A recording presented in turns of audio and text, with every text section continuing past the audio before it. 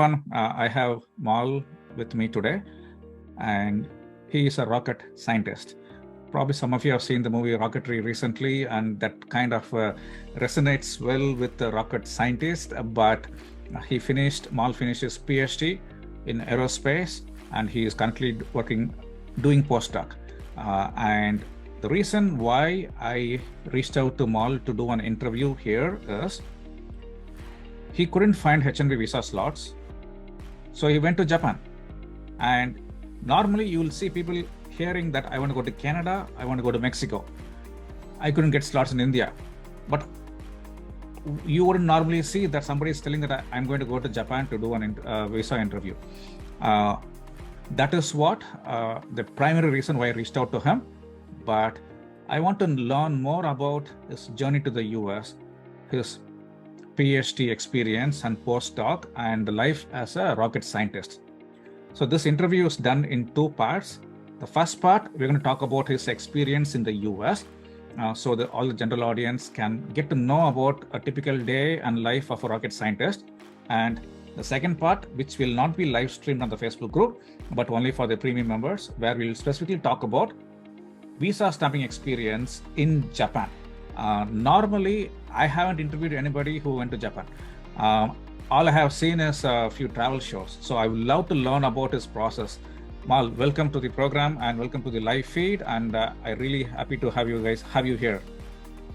Thank you so much, Raghuram, for taking time for me and letting me talk to the other people, because what you are doing is a great job, actually, because many people don't even know that there are possibilities in the world, one of which I have actually explored, and that's what I tried to share. And Raghuram, I think, is also running a great group. F1, H1B stuff is being posted there, and we learn a lot from that as well. So that's where actually I posted one of my videos of my YouTube channel, Desi Rocket Scientist.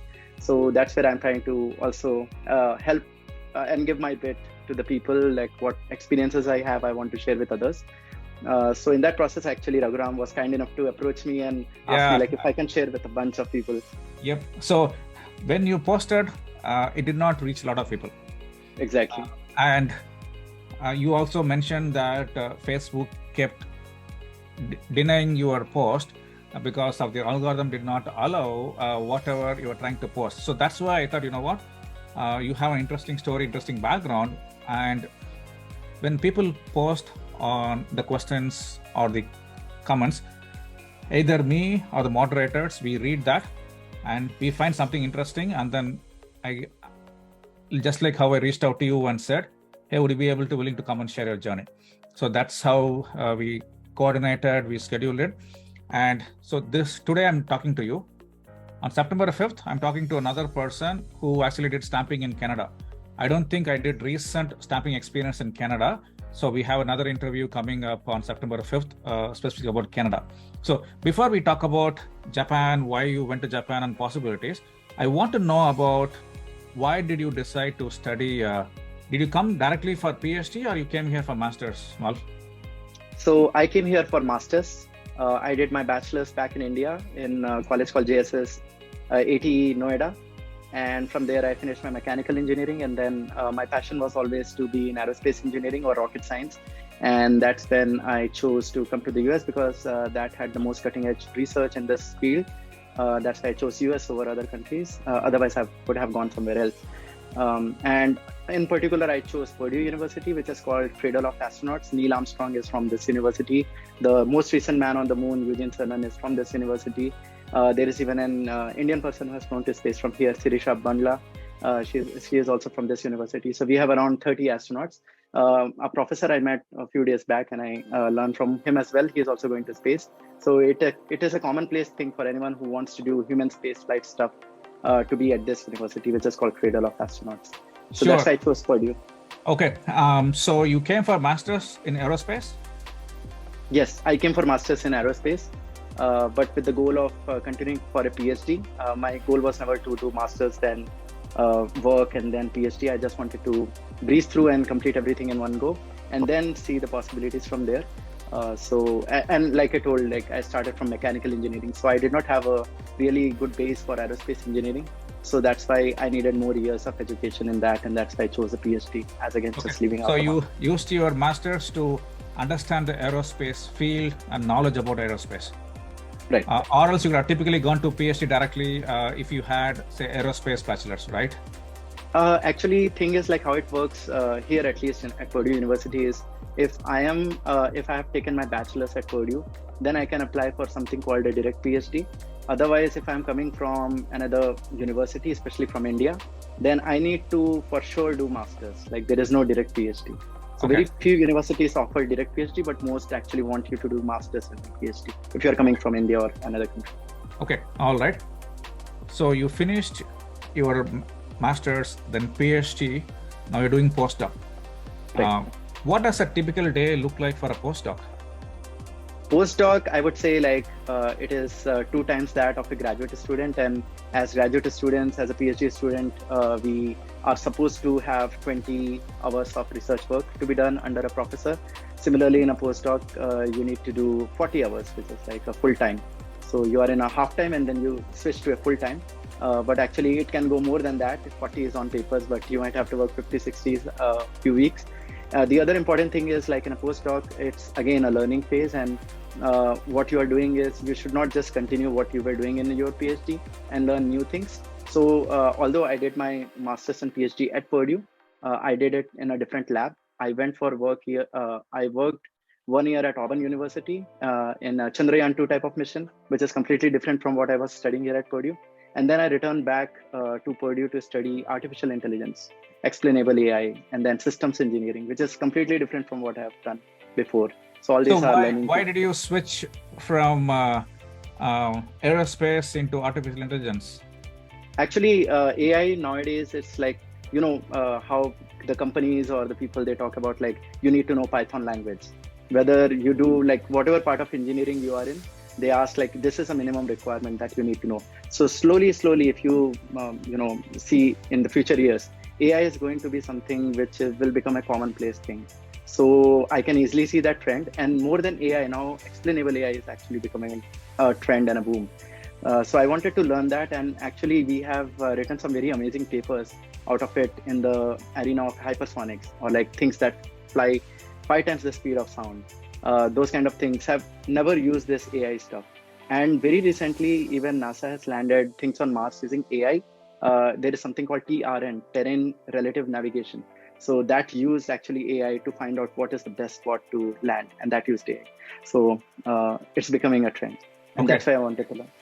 Okay. So in general, you need a lot of passion and perseverance to do PhD. Right. On top of it, to do postdoc, especially from what I heard, postdocs don't get paid the salary what a software engineer or somebody who's in a field get paid. But you need a lot more passion in order to do postdoc. But in your case, you are not only doing postdoc, you are doing it in a totally different field, not just in aerospace. So why did you go to Auburn after Purdue? So did you actually work for a year and then came back for postdoc? I actually worked as a postdoc at Auburn University as well. And idea was that my advisor, he highly encouraged me to go out of Purdue and to work at another place with another set of people, so that I gain more experience and I'm not just stuck to a bubble of, similar set of people. So I broke that bubble, I went out, and the project was very interesting. It was regarding sending low thrust engines to around moon, and not around like Chandrayaan-2 was 100-kilometer altitude. This is like 20 kilometers altitude to map the surface of the moon and make it look even better. So that kind of thing was very exciting because it just happened in 2019. We had Chandrayaan-2, and very similar mission was kind of I had to learn about that as well. So okay, awesome. So what do you do on a typical day? What does a day look like for you in a postdoc world? It all depends. Like I said, some days are bad and some days are good. So on a typical good day, it's like you might not have as much work, but at the end of the day, as a postdoc, you have just so many roles or so many things to do. One, of course, is like I said, every day I think I code on Python. Although I'm not a computer engineer, but I code at Python because our project involves something related to systems engineering, which again requires like Python to select certain systems. So I have to do Python almost every day. Then apart from that, I have to read few papers. And of course, like at all points in time, once you are a PhD student, you might be writing a paper or reading a paper. So that goes on and on. And also once you become a postdoc, then you start reviewing papers, which is like more professionally proofreading for others. So that I have been doing successfully more recently. And apart from that, from the work front, I also have to learn new things because artificial intelligence, like things such as explainable AI, I did not know anything about that. I just knew the basics, but I was selected and directly thrown into the project. So, and that too, it's related to Department of Defense and whatnot. Many of the projects, I don't even have the data properly. I just have to visualize things out of the blue. Those things are non-dimensionalized. For example, I don't know height or velocity. I'm just given numbers and I have to make sense of it. So those are like difficult things that I have to deal with every day. And on a bad day, of course, there are deadlines and you have to just browse through your way and you have to make like, okay, I have to do this thing and then this professor is expecting this thing. And also I'm at Purdue, but we do work with another university called GMU. I'm also working with folks from GTRI, which is Georgia Tech Research Institute. We are also working with Department of Defense, US Navy and all that. So there are just so many types of people involved and you have to deal with so many people of different ideas and then still survive and make your place. So GMU, you meant George Mason? Yeah, George Mason University. Okay. They are working with me on explainable AI stuff. Okay. Awesome. So why not go to an industry, say work in NASA or SpaceX or whatnot, or why postdoc? I actually like postdoc, I feel is kind of a transition phase. It is never a kind of permanent job or a permanent role. It is just like if you are venturing into, like you are thinking what next to do, it is a good like time that you buy and you still keep learning and you still keep publishing so that if you want to go to academia, that route is clear. And for industry, like I said, I'm working with Department of Defense and all that. So many of my postdoc friends, they actually went to industry after doing postdoc. So all doors are open. I think, again, like people have a lot of misconceptions about these roles, but what postdoc does is let you buy time. And that's what I was trying to. Also, eventually, I want to join Indian Space Agency if they are kind enough to let me in. But I'm in touch with them and it takes time to get a job in ISRO at the moment. Like it is a 1-year process and all that. So for that to buy time, I was like, okay, I will keep learning things here. Okay. Then eventually I go to industry in India. Sure. Awesome. Sounds good. So you have seen your fair share of students coming from India, other countries doing masters, other degrees. What mistakes you have noticed them do? You have experience much bigger and in terms of postdoc and stuff, PhD. So what advice would you give to them? Hey, don't do this. Approach college or education this way. Do you have specific messages or anything that you observed during your time here?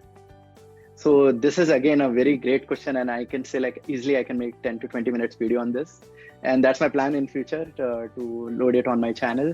But for now, what I would say is many things, like especially when I'm coming from a third year college in India, I did not know many of the stuff. Like for example, MATLAB is just used for every other homework, and as soon as I came here, I said, oh, I have to learn MATLAB. I did not even know, like nobody told me. And I had to actually do Simulink also, which is associated with it. So that's another layer of complexity, and everything I have to do in 7 days. So as soon as I came, I'm poured into that pool of, vicious circle of assignments and midterms and exams and all that. So I was not really ready for that. So I think if people know beforehand and if they learn MATLAB and more so Python these days, that's going to help them a ton. Secondly, many of the people, like, as you know, when we come, most of us are from middle class backgrounds and we don't have enough funding. So whatever savings our parents did with their hard work, we are kind of pouring that here. So that's somehow it feels like a load to us. So to get around that, we try to get on-campus jobs. But again, that is also a difficult thing because every other person is looking for an on-campus job and they are limited in numbers. So I did not know some stuff about that, especially regarding research assistant RA thing. So for that, actually, what you need to do is you need to approach a professor for an individual study right away, and you should not waste your time. What I did was I went to a professor and then I tried to identify things. The next semester, he took me into individual study, and then I proved everything that, oh, I can bring good GPA, I can do research. So those kind of things I did not know. I could have saved 6 months of my money and my time and everything if I would have known that before. So that kind of thing also exists. Also, at first when I came, I was very scared that, oh, I'm in a different country and I don't know how I'll be treated. But fortunately, especially in a campus setting, it's not bad. We have at Purdue students from 130 countries plus. So it's a very good cultural mix-up and setup. So you should not feel like scared when you come here, and always try to talk to people about your problems, because there are more people who are ready to help you than those who are not. So always try to reach out, like how Raghuram is helping out so many people. So that is those kind of folks exist here. Sure. So there are many more things, but of course that can be a full-fledged video. But these are some of. Okay, so now let's switch gears to your stamping. So before we cut off this live stream, could you tell why did you go to Japan? Thing is, like, I'm actually married to a Japanese.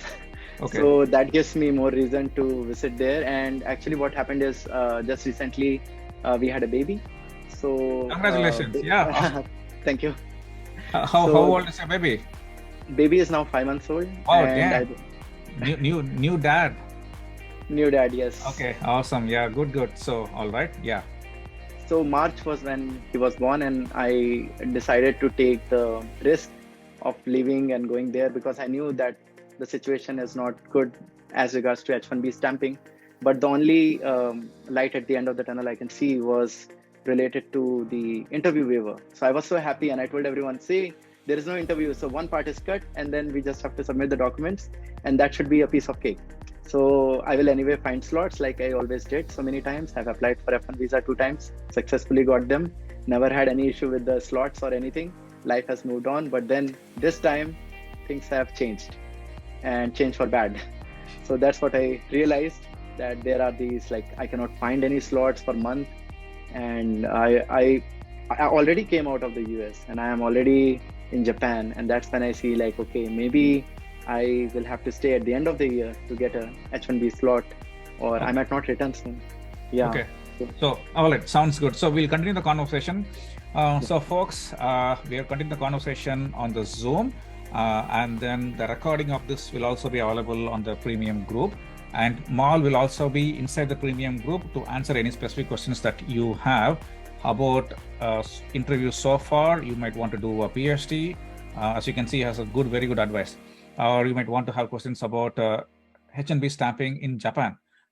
You can always reach out to him as soon as you're in the membership area.